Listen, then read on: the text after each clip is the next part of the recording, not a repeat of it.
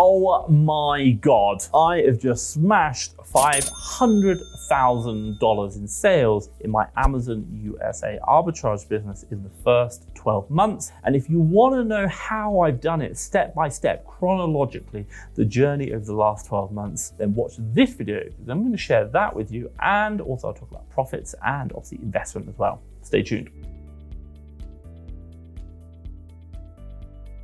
Right, if you don't know who I am, my name is Thomas Parkinson and I've been selling on Amazon now doing online arbitrage for pretty much the last 5 years. Now in the UK, I'm a 7-figure Amazon seller, check this out. And in the USA, I'm a 6-figure Amazon seller, check this out. Hopefully we'll be 7 soon. And if you're interested in learning how I've done it, what I've done, and what I'm learning on my journey, just like this video today, then do hit the subscribe button down below. Let's give you a quick rundown today what we're going to be talking about. So first things first, number one, I'll give you a little bit of background about what's happened. Number two, I'm going to give you pretty much a chronological journey of the last 12 months, building this business up and how I've got it today and where it's come from and what it looks like today. Number three, I'm going to give you some feedback about selling on Amazon USA and maybe some comparisons versus the UK. And finally, number four, I'm going to talk about profits and cash investment into this business. And obviously that's something you're interested in as well. So let's get started now.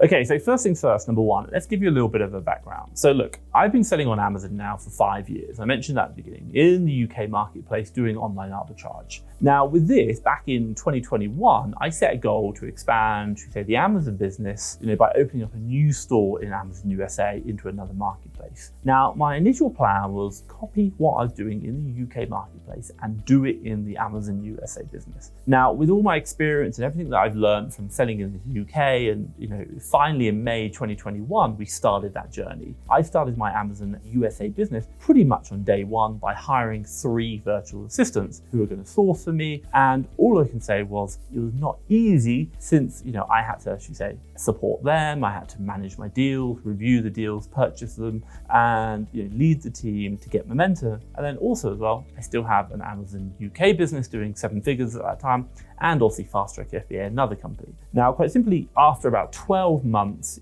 I'm glad to share with you that we have managed to smash not only the $500,000 mark in the first 12 months, which I'm super happy with, but also as well, we've managed to smash $100,000 in 1 month. And even on top of that, I've pretty much managed to completely outsource the business to my team of 5 VAs, which are 1 purchasing, 3 sourcing, and 1 admin. And I'd probably say I run this business on, it's kind of combined with my UK business. So both of them spend about 2 hours a week on.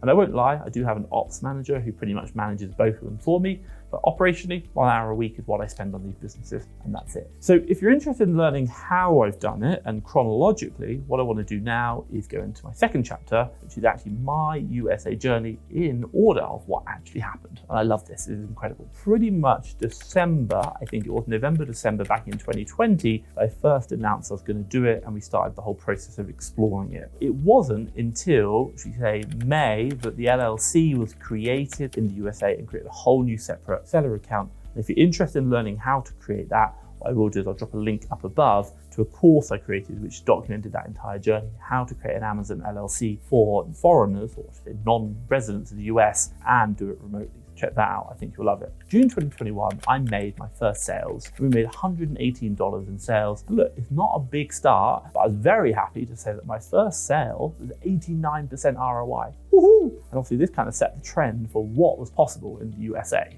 Now, the second point is June 17th, 2021, I made my first $1,000 in sales. Now, I'd already sold 21 units of goods with a 63% ROI. And in this period, I didn't have a purchasing manager and I had to focus on buying the stock myself and keeping the stock purchased, which was taking time. But also as well, I had to manage my 3 VAs. I hired 3 VAs straight away, and that was part of that process. So I was buying pretty much from our FastTrackFBA lead service and also from my VAs, and then obviously making sales. We were buying from them and I had to manage the purchasing or manage the administration and do the sourcing, or should I manage my sources as well. Now the vision was that those sources, one of them would step up into a purchasing manager role and obviously we'd replace them, and then the whole point was the business could be outsourced. So June 30th, 2021, I managed to make sales of a whopping 101% ROI. And in this period, should we say, I managed to create a system which allowed me to save time on reviewing the deals and purchasing. And I talked about that in that journey. Quite simply, it was just processes, and I'm using, should we say, my VAs to help first do a first check on the deals, and then I'm using the USS, the ultimate sourcing sheet, which is what we use, and I'll drop a link up above to that, which really just speeded up my process. Again, I had 2 other companies to run, and this I just couldn't afford to spend more than probably 3 to 4 hours a day on. Now in June 2021, it was big news for me and my Amazon business because we got ungated in pretty much multiple categories. And at that stage, I think we're making between like 4.5, maybe up to about 7,000 in revenue. I remember it really vividly. I remember we just started getting ungated in everything, which is absolutely incredible. And the reason why I mentioned it was because it was about 4.5, and I think maybe up to about 7,000 in revenue we were doing. So, and let's just be crystal clear, we've managed to do $500,000 in sales right now, and we've never ever purchased a single wholesale order in the US to get ungated. And we've always been automatically ungated through revenue. Now in August last year, I'm just gonna do it that way, I've really been selling now for about 4 months on my Amazon journey. And in this period, I'm starting to step away from my Amazon business. What does this mean? Well, quite simply, we've got a purchasing manager and 3 sourcing VAs. And my goal was to really just start stepping back and allow my purchasing manager to start making the purchases. There's a whole process we went through for that, but really, I just didn't want to be involved in the day-to-day operations of it. I have so much else I have to do. And also, the strategic vision of this business was to step out. So also in August, I remember it very vividly, I made a post on social media, and quite simply, I said it'd been 4 months in the making. And I'm going to kind of read a bit now. And it says, today marks the last day of my operational day-to-day control of my Amazon USA business. So my Amazon USA account was set up from the beginning, to sell 28th of April, 2021. And today, the 16th of August, I step away from the business knowing that I have a team in place to run it without me. And just to be clear, I said I had 3 sourcing VAs, 1 admin VA, and 1 purchasing manager. Right now, we are not profitable. And I've got to be clear about that. We are not profitable, but that is down to me not spending enough money within my business, but there are deals to be purchased, and I just simply didn't have enough time. So what we identified was that I was the problem in my business. Now, going forward from that point, I said, I'm now going to move into a supportive and strategic management role that will help my team grow without me. Let's be clear, I'm starting to work on my business rather than in my business. I'm stepping out. Now, she said, I'll continue to support my purchasing manager with a few hours a week for the rest of the month. But after that, I'm going to drop down to what I statistically do all the time, 2 hours a week to allow the business to run without me. Now, let's just be clear. I've used some stats at that point in time because I posted them, which is really good. Lifetime sales or revenue, $12,000 pretty much. We'd made gross profits of $2,000, so not very much. We had a lifetime ROI, including prep, of 38%. And remember, we were not profitable. So the one reason why I tell you that is because what we were doing is I always started this business to, should we say, grow the revenue, to grow the team, to step away from it, because I wasn't looking to be profitable at small revenues, like 12,000, for example. I wanted to go big or go home, and I had to grow a team, and that was the operation, that was the goal. And then I step out. That's where I had expertise. And that was a real milestone for me. That was me going from like 4 hours a day down, cutting it down maybe 4 hours a week. But then at that point, that was 2 hours a week then. I'm done. I'm out of this business and my team are running before me. So a really big milestone. And remember, August 2021, we'd only done 12,000 in revenue. And I sit there and tell you now, and this is June, end of May 2022, done $500,000. So obviously really big growth. In October 2021, we encountered, should we say, credit card fraud. And I still remember to this day, I woke up in the morning and my team basically left me a message. Hi sir, we've just had $11,000 worth of fraud. And I was like, at that point, pretty much 2 months prior, that was my entire revenue. I mean, we'd just now lost that in fraud. Absolutely crazy. Now, quite simply, my team were amazing. They worked with a credit card provider. They put stupid amounts of effort in, and I'm so grateful for it. And you know what? They got all the money back. So I was so impressed and I was so happy with them. Now, in this month also as well, my operations manager started. Now, the strategic goal is I'd have 2 Amazon businesses, UK and USA, and FastTrackFBA, so 3 companies and, quite a lot of staff. And I needed someone to really act as an owner across those 2 businesses because they could run without me, but I didn't just want them to run, I wanted them to keep growing. So I needed to hire someone to help them grow. So I hired basically my operations manager, and then, he really focused on understanding the business, growing it forward, and just doing, kind of a lot of the support for the team that they needed operationally on a day-to-day basis, which I couldn't provide, which wasn't feasible. Now, pretty much in November 2021, we, going into Q4, this is the time when you're like, bang, bang, bang, come on guys, we've been booming, let's go smash it into Q4, we experienced a big drop in sales. Why? Because our prep center was just taking too long to manage it. And interesting enough, this is a big thing across the whole of the USA. Everyone talks about it. All prep centers just got overloaded over Q4. And also as well, which we say quite simply, we forgot to pay them as well. That does make a big difference. Now with this, we got it worked out. My operations manager got on top of it. And then also as well, we really started to understand some other metrics that we weren't measuring to really think about velocity of sales, moving stock, for example. Now with that, in November, we ended with about 64,000 in sales, which was great, but we wanted to be a lot higher, especially coming into the Q4 period. Now in December, when Q4 started, my team set a goal on Amazon to achieve 50,000 in sales by the end of Q4.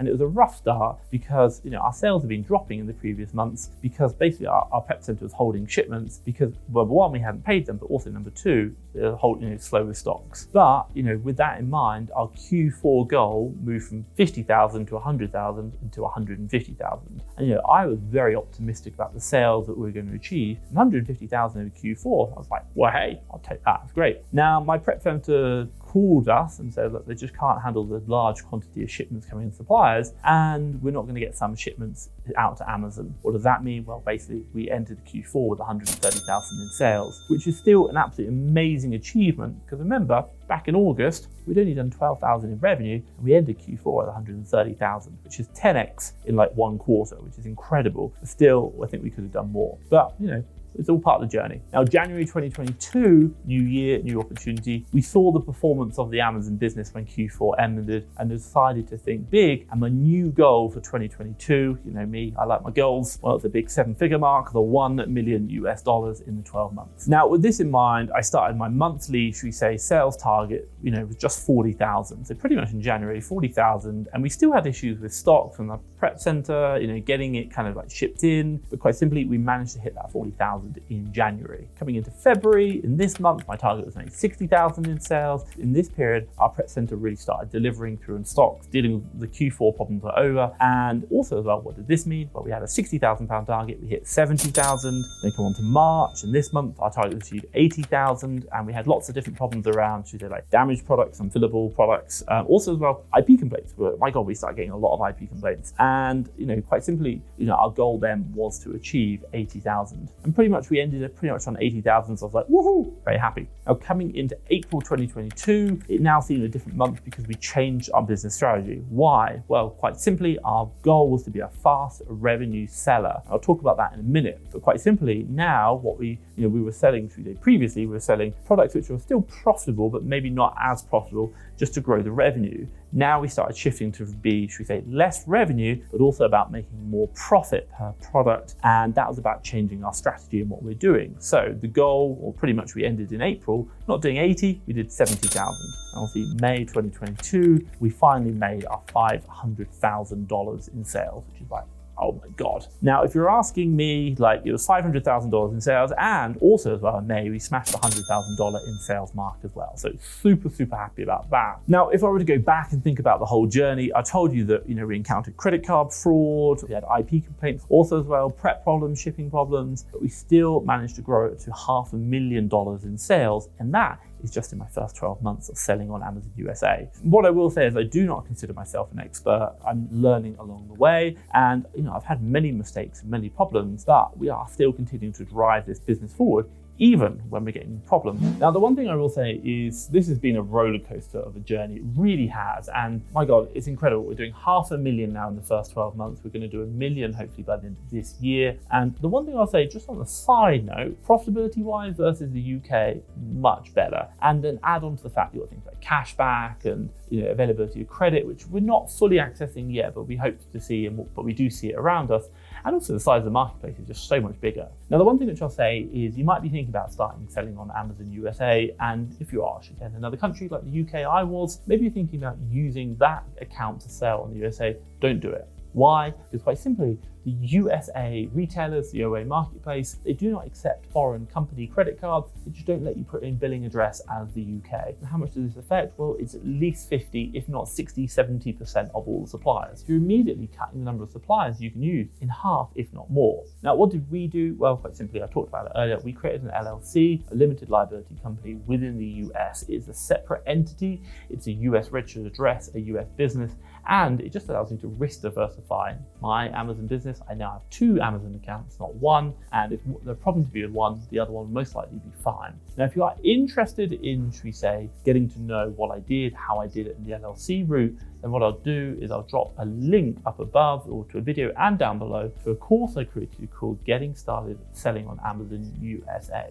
It's absolutely game changing, and it's a simple course which talks you through exactly what I've done, what I've learned, even things like cancelled orders, working with suppliers, the recommendations for pet centers. Check it out. I think you're going to love it. Getting Started on Amazon USA. And it's perfect if you are thinking about transitioning from another marketplace into USA and repeating my journey. Now, this leads me nicely onto some feedback about selling on Amazon USA. Now, if you are thinking about expanding into the Amazon USA marketplace, you might be asking, online arbitrage, is it good in the USA? And here's my answer. Yeah, like 100% yes. Now, I like to think that I'm not the biggest, but I'm a reasonably large seller in the UK. You know, we've done 3 million over the last 12 months. I came over to the USA and I was like, maybe I could replicate that. Well, quite simply, I found people who were doing at least 3x of what I'm doing in the USA, and they plan to grow to another 10 times what I was doing as well. And I was like, oh my God. And when I was looking at all the cashbacks and how they were doing it, and also the size of the opportunity, and also what niches they were working in, I was like, oh my God, this marketplace is huge. Also as well, American sellers generally do buy online a lot more than I'd probably say from the UK. We talk about like the high street in the UK, it's very different car culture. And then on top of that as well is cashbacks and the availability of credit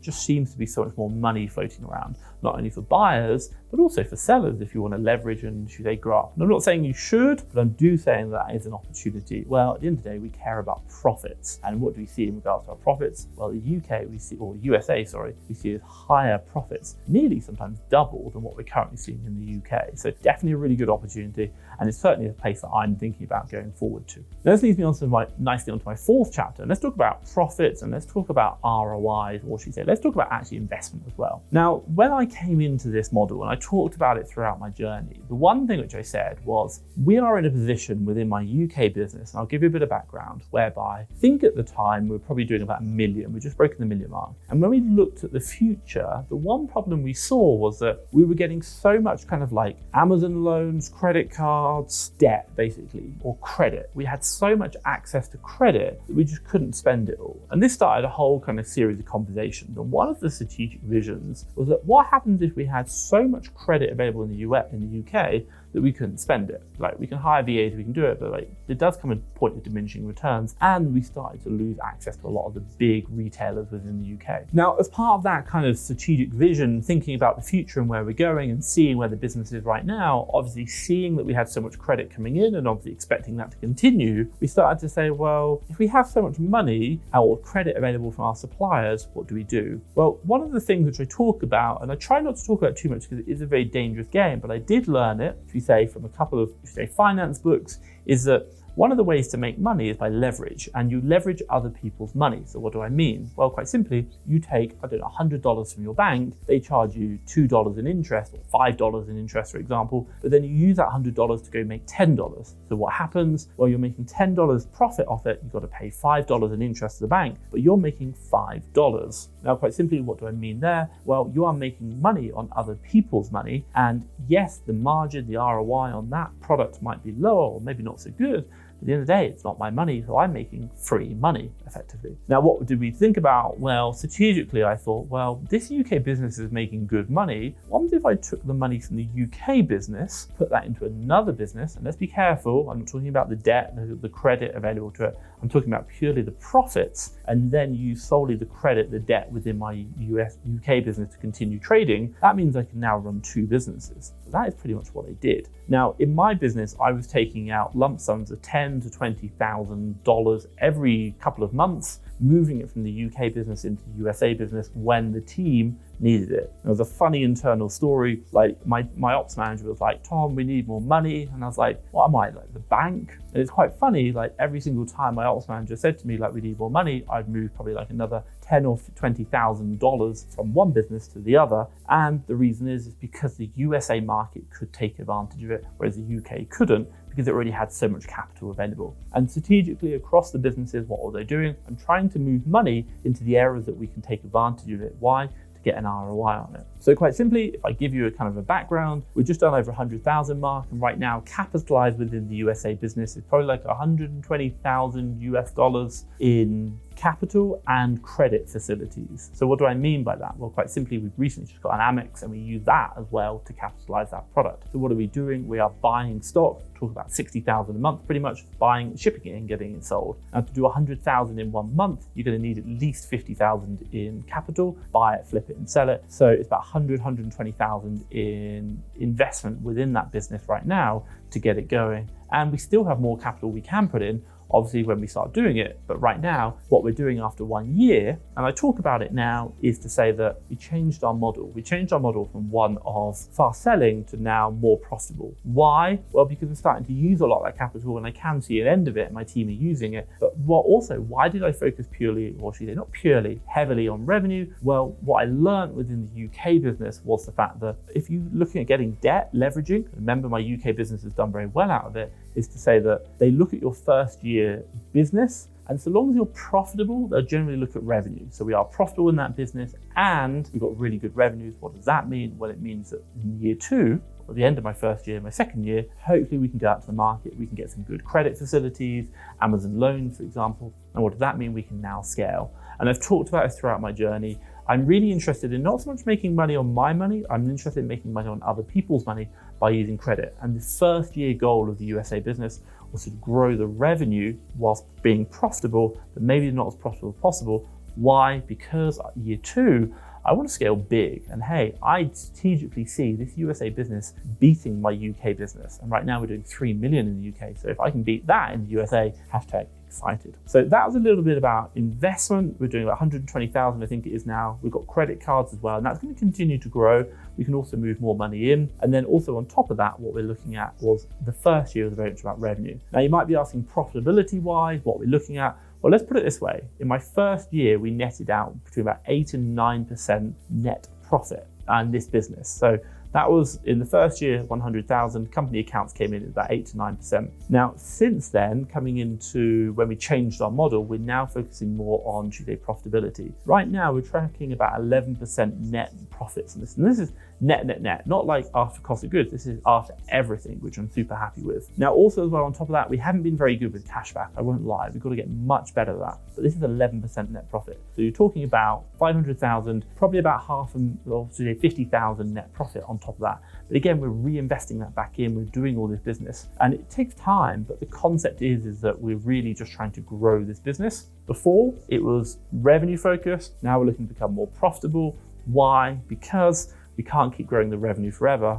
because we're going to run out of cash. But in comparison to my UK business, the margins are definitely better and we can still grow and we can add in cash back as well. So that's pretty much a little bit about that and my business and she said investment, the strategy and the profitability behind it. Now, what I will say is growing an Amazon business is really hard. And if you've been following my journey on the USA, and I talked about it now, one of my strategic goals was to outsource the business. And what am I really measuring? What's my variable? Time efficient. Now, if you want to know, within my Amazon USA business, we started day one using what's known as the ultimate sourcing sheet. This is a sheet which basically analyzes all the purchases I'm making, tells me which suppliers are working, which products I need to have in stock. It tells me how much money my VAs are actually generating in purchases every week, and actually true net profits or gross profits every single month when the products sell, which I can add to bonus schemes, which really help me out. And it does so much more. And it's even got an API connection into Amazon, and I can build custom sheets as well. Now, quite simply, we use this sheet day in and day out, and it has managed to allow my business to scale with only 5 VAs to $500,000 And I don't doubt they can get to 1 million on pretty much the same team. Now, if you're interested in learning more about the ultimate sourcing sheet, I'll drop a link around here and explain the guide that I talked about it, which I think you'll really like. And I go into detail about all the different tabs, what we do and how it works. So check that out. Now, hopefully you've liked this video. If you have, do hit the thumbs up. And hey, if you want to see more, hit the subscribe button down below. But for myself, Thomas Parkinson and FastTrackFBA, thank you very much.